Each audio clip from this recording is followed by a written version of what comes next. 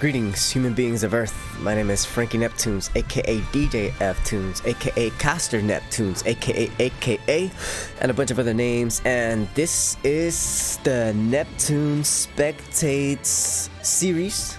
I believe I'm gonna make these YouTube exclusive content things. So if you're into some match commentary, well, look no further. That's what I will be providing for these next few matches. This is the series where we look for some high-level GSP spectate matches online, so we get a chance to practice our match commentary, because I have been streaming on Twitch and I do play Smash, and I do match commentary from time to time, but a lot of those were either recordings or just live matches where I'm playing, and it's like, well, I main Samus, so ironically we see Samus here on the first match, but I do main Samus, and as much as I like playing Samus, I also realize that even I, as a spectator to these matches, would like to see other characters more than just my Samus versus whatever random quick play people. So we're going to be doing the Spectates, and having said that, Samus, the first player to take a stock in this battle here. Samus versus Cloud. Cloud can do relatively well against Samus if they can utilize their Buster Sword at the right moments. Disjoints do tend to be a bit of a problem for Samus. They can stop a lot of her projectiles and can nab some pretty decent kills here and around. Cloud getting a little too antsy, was not able to punish. That definitely seemed like it was gonna be a stock taken finally, but oh my goodness, Samus with the patience on that shield avoids that huge up smash by the Cloud, and well, I thought it was a good patient move. It was not enough to keep them alive. Both players are now evened up at 2 stocks apiece. Nice grab and a throw has Cloud off to the side of the stage, and Samus going down for a down air swipe. Didn't connect, but evidently was enough pressure to keep the Cloud from getting back to the stage. They ended up plummeting to their doom. And now they are on the back foot here at 1.2, make that 7.8% and counting on the final stock. Good use of that second up B by Cloud here to stop the Samus. He now has her to the right side of the stage. Samus trying to recover, tries to go for a get-up attack, but that does get punished with an up smash by Cloud. However, not going to be enough until that moment. Cloud goes off stage and decides that the stage control here is going to be all his. Good edge guarding with that side B is going to be a KO, especially from that range. Samus and Cloud, pretty much even. When Samus starts something here, they started off pretty strong, but the Cloud has been able to adapt. Both players now looking like they're able to keep up with one another. The limit is on deck, and it's not going to be enough. But the pressure still is on. Cloud goes for the grab, goes for the throw. Samus has to tether back.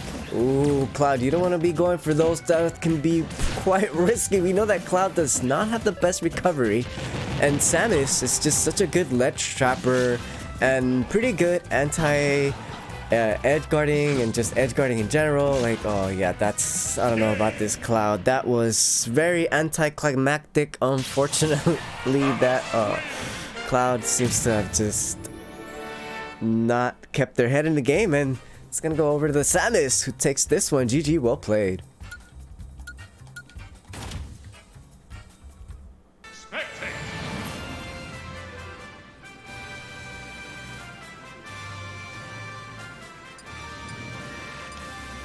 Alright, so we're gonna have a match between Yoshi and Byleth. Oh, this is looking pretty interesting. I'm gonna go ahead and support the Yoshi. I've gone up against quite a few Yoshis in my day, and they could be doing some cool Yoshi dino things. As we know, Yoshi is a dinosaur and therefore possesses incredible strength. So it'll be interesting to see how this Byleth deals with this ancient terror. Byleth, of course, does have a lot of tools at her disposal. That's that chain thing, the chain whip, the sword, the spear, the axe. So if they can utilize those projectiles and weapons accordingly against this Yoshi, they may be able to do something. Slip down tilt into the up air, tries to follow up with something. This Byleth very aggressive in the air, but gets punished. Is able to eventually return to the stage. A slight percentage advantage for the Yoshi, who is at 91.6 and is starting to rock Byleth around. Oh, let's go. Yoshi running up, goes for the jab lock into a forward smash.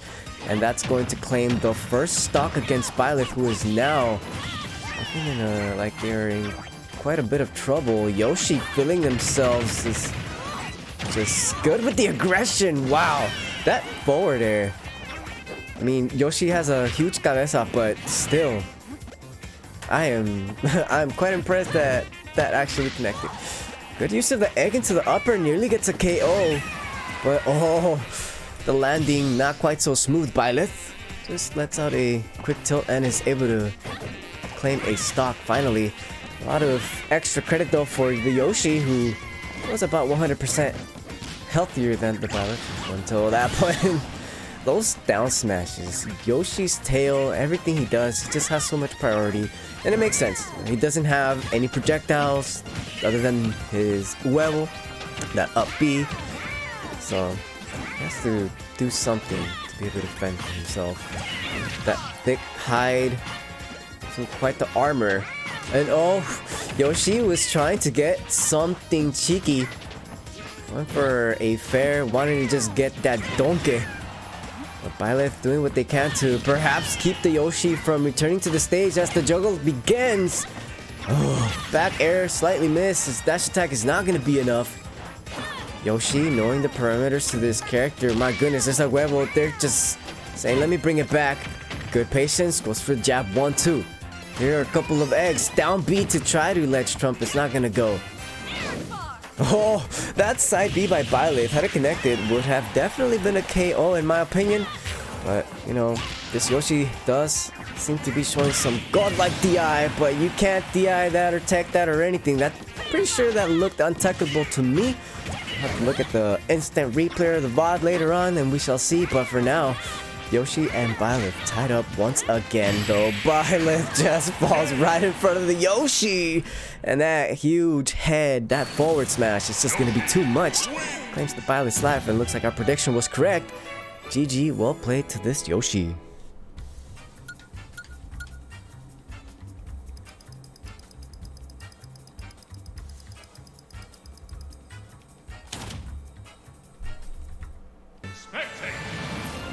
Just peace. Oh, since we have a Mexican players, then we'll do this one even though it's really low GSP. We'll do it in español para que la gente sepa que yo soy para la gente. Hey, para mi gente who speaks English y para mi gente who speaks Spanish. All right, the Frankie is rated E for everybody. I didn't select on a prediction because I wasn't too sure who I would want to pick. Pero ni modo, no importa. Esta partida va a ser en español. A ver cómo nos va. Ya tiene tiempo que no he hecho ningún tipo de casting en español. Ojalá me resulta un éxito. Tenemos a dos Kazuya contra un Pyra y un Koren. Y Dios mío, Kazuya y Kazuya nomás están haciendo puras puras tarugadas si me preguntan, porque miren, tienen, ¿cómo se llaman esos movimientos? I don't even know what those are. Es el B neutral, tiene su side B, están usando el forward smash. Miren, no más. Y si no sabían, Kazuya tiene ciertas habilidades de vez en cuando que le da super armor, y también te puede he can grab you from the air, so it's pretty busted sometimes. De vez en cuando me pasa que nomás me agarran una vez y ya me morí. No hay remedio. No hay remedio más de to get good, you know. Así es como se debe de jugar. Bueno, tenemos un Smash Attack, pero un Super Smash o sepa cómo se llaman. ¿Cómo se llaman? Porque pues yo no juego con el Final Smash. Ese es Final Smash, así, ¿verdad? Tenemos uno en this laser. Si va a tocar contra Pyra. Ire. Fue totalmente demasiado para Corrin. Bueno, que diga Pyra. Pyra fue la que se murió. Corrin sigue viva con 2 vidas. Y si Mithra hubiera sido Pyra, fácilmente hubiera sido un noqueo, pero me parece que nomás se quiere quedar con Mithra, tal vez pensando que la agilidad le vaya a ayudar. Pues puede ser algo positivo. Mithra tocando contra Kazuya y no va a ser suficiente. El Final Smash de Pyra no fue suficiente. Y ay, Dios mío, no tech quiere decir que pues no hay vida. Pyra no hizo tech y perdió su último stock. Quiere decir que está Corrin contra 2 Kazuya, pero va a ser medio difícil. A ver si este Final Smash se puede ayudar. ¡Wow! El knockback de esa habilidad, whatever you want to call it, that was crazy. El Kazuya estaba como, quiero decir, como 80%. No era mucho. Hasta creo que era menos de eso. Tal vez como 70, pero uff. If you land like that, no, pues ya no hay de otra. Te terminan. That was a GG well played. These Kazuya cheesing people left and right were just too much for the Pyra and the Corrin. Players out there that you come across and you feel you know the matchup, and then they just humble you in that matchup. And you're like, well, this is what it was. This is what it was supposed to be all along, and this is what it shall be. You know what? These are CPUs. Oh, CPU level 11, CPU level 12, and then we got Ang1, Ang2. You know what? We'll support. We're gonna spectate this. I like their names. CPU level 11 and CPU level 12. That's very clever. So if you're out there, kudos to you. casterNEP2UNES says, good job. We have a Samus and Pikachu red team versus a couple of heroes on the blue team. Perhaps they're looking to get cheesy like those Kazuya did a tad bit earlier. For the time being though, the lead is commandingly on the side of the red team, as Pikachu is just throwing out thunders. Samus is just charging up those blast shots. This is peak Pikachu and Samus gameplay, ladies and gentlemen. No doubt about that. One of the heroes has drawn the bounce, so the Samus and the Pikachu are gonna want to be a little bit careful about how they utilize their projectiles. And another hero was clanked for several seconds. I believe the amount of time that they stay in that clank state is about 5 seconds, I want to say. And if you time it just right, you can get some really huge punishes, because that is punishable. That move is indeed punishable. You just have to time it just right. Look at the profile or the character or whatever it's called, the design. Look at it closely. You'll see these types of glitter or sparkles just at the tad end, and as soon as you start to see those dissipate and they just disappear, and it's quick because you just gotta look at the dust, you get a free shot. There's an opening. There is nothing that the hero can do within that fraction of a second, so if you can capitalize on that, it's a good thing. It's a good skill to have.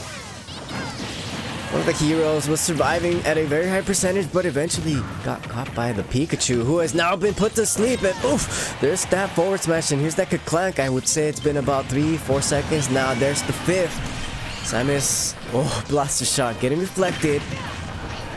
And Pikachu, Samus, although they started off with quite the aggression, quite the momentum, looks like the blue team has gotten wind to what the Pikachu and the Samus were expecting to do. Good adaptations by the heroes here as they try to go for a couple of dash attacks. One bounce is active, another hero does not have it, but They have to accelerate for a brief moment.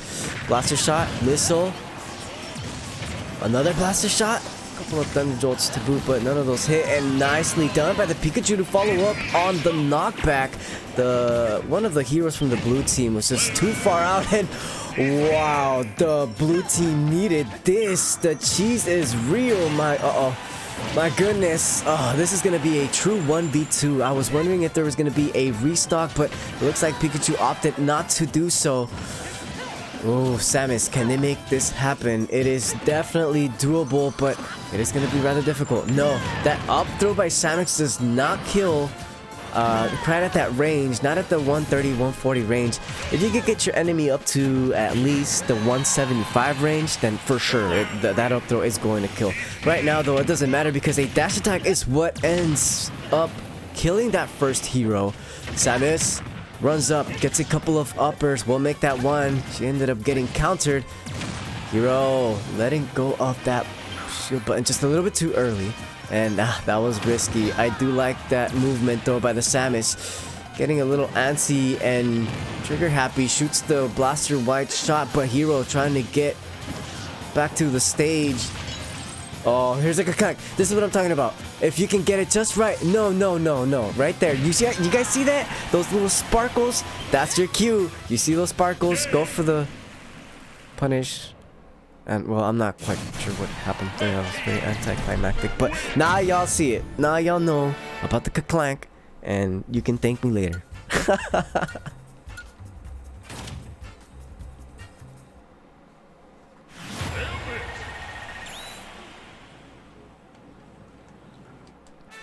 Two accurate predictions in a row.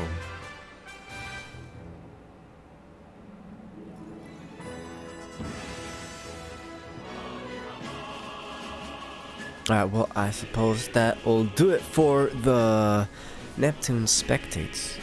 I want to keep these, I'm going to try to make them about at least 10 minutes long. Probably not much longer than that. Just to get a couple of matches here and there, because I do want to continue practicing my match commentary. So if you're stumbling upon this video through any means, please, I do encourage you to follow me on all of my socials. Look me up, casterNEP2UNES. Now for my YouTube channel is a little bit different. casterNEP2UNES is spelled NEP2UNES. However, I stylize it as casterNEP2UNES as NEP the number 2 UNES. So if you look up that one with the letter or with the number 2, casterNEP2UNES, that is most certainly me. I greatly appreciate if you guys are checking out on my Twitch, on my Twitter, on my Instagram, on my Discord, on my Mixcloud, and now on my YouTube. I would greatly appreciate it. Thank you so much for tuning in. I appreciate each and every one of you, and until next time, I hope that y'all stay safe and stay tuned.